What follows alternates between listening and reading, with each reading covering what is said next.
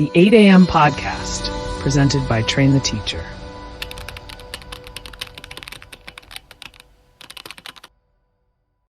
Let's just start with a cool thought experiment. Imagine your money wasn't something physical you could hold in your hand. What if it didn't even live in a bank account? What if it was just purely digital, living completely online, ready to be zapped to anyone, anywhere, in an instant? That's the big idea we're diving into today. All right, so to get our heads around this, we gotta start with the most basic question of all. What even is cryptocurrency? At its heart, it's just digital cash. And honestly, the best way to think about it is like the coins or credits you use in a video game. Use them to buy cool skins or items inside the game. Well, crypto is kinda like that, except you can use it for things in the real world too. So what really makes crypto different from, say, PayPal? Well, for one, it's all just data. There are no actual physical coins or bills. And here's the kicker, it isn't controlled by any one bank or government. Now, you've probably heard of Bitcoin and Ethereum, but they're just the two most famous ones out of thousands that exist. But wait a minute. If there's no boss, no one in charge, how does it all work without just becoming total chaos? Well, that's where the core technology comes in. It's called the blockchain, and you can think of it as the ultimate rulebook that everyone agrees to follow. To really get blockchain, let's use a super simple analogy. Picture a magic notebook. Anything you write in this notebook instantly shows up in everyone else's copy of that exact same notebook. And here's the magic part. Once something is written down, it can never, ever be erased. So that magic notebook, that is the blockchain. It's basically a digital ledger or a record book that's shared across a giant network of computers all over the world.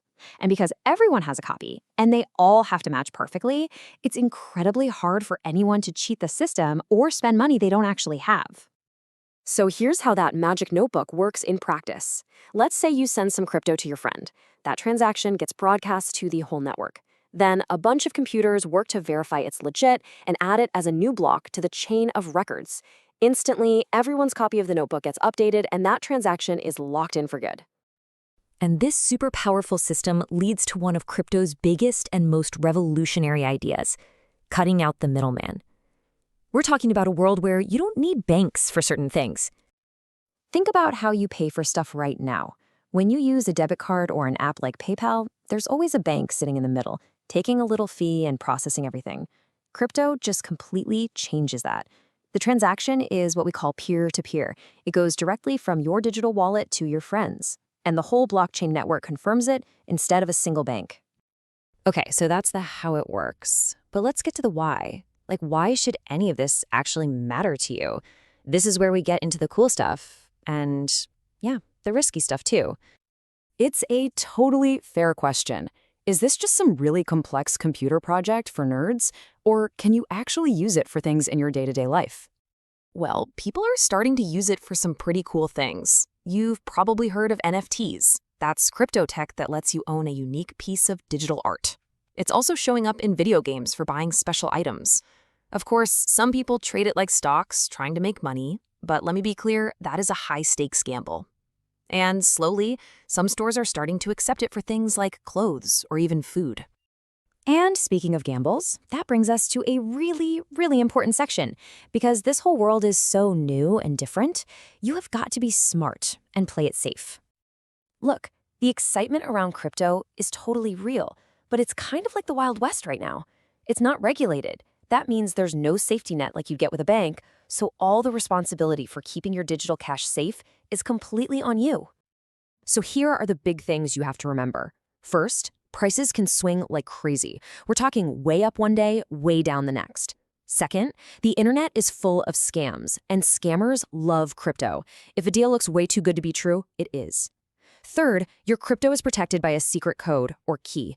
Guard that thing with your life. If you lose it, your funds are just gone forever. And finally, just know that you can't spend it everywhere, at least not yet. So to wrap all of this up, let's just come back to this simple, powerful summary. Think of cryptocurrency as money that was born on the internet, is kept secure by a shared public record, and is totally free from the control of any single company or bank. That's really the whole idea in a nutshell. Which leaves us with the ultimate question, right? Is this the actual future of money, or is it just some digital fad that's going to fade away? The honest answer is nobody really knows for sure.